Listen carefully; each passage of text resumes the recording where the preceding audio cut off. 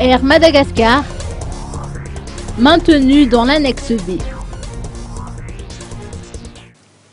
La liste des compagnies aériennes dont les avions sont interdits partiellement ou totalement d'accès dans l'espace aérien de l'Union européenne vient d'être mise à jour. La compagnie aérienne Air Madagascar est maintenue dans l'annexe B de cette liste.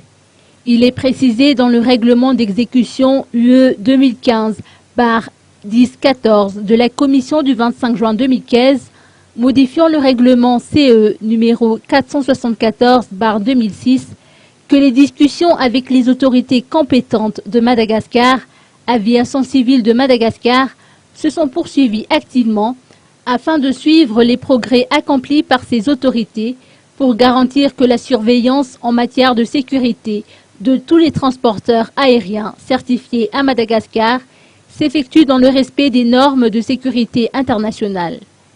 L'on apprend que la Commission, assistée par l'AESA, a organisé une réunion de concertation le 28 avril dernier avec l'ACM et les représentants du transport aérien Air Madagascar.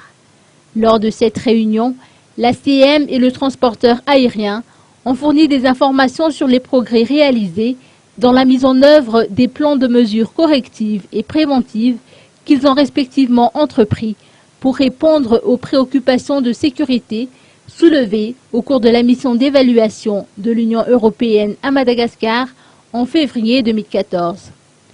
En sus des informations sur son plan de mesures préventives et correctives, Air Madagascar a fourni les dernières précisions en ce qui concerne l'évolution de sa flotte et a signalé en particulier que l'acquisition d'un troisième aéronef de type ATR 72-600 était en cours d'examen et que les deux aéronefs de type Boeing 737-300 devaient être remplacés par des aéronefs de type Boeing 737-700 au cours du 4e trimestre de cette année.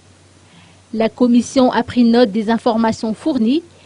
Elle salue les progrès réalisés dans la mise en place de nouveaux procédés ou l'amélioration de ceux existants.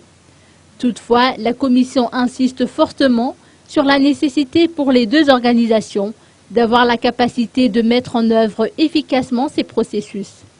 La Commission recommande de progresser pas à pas et d'éviter que des procédures ne soient mises en œuvre que partiellement, comme cela a été constaté au cours de la visite d'évaluation de l'Union à Madagascar en février 2014.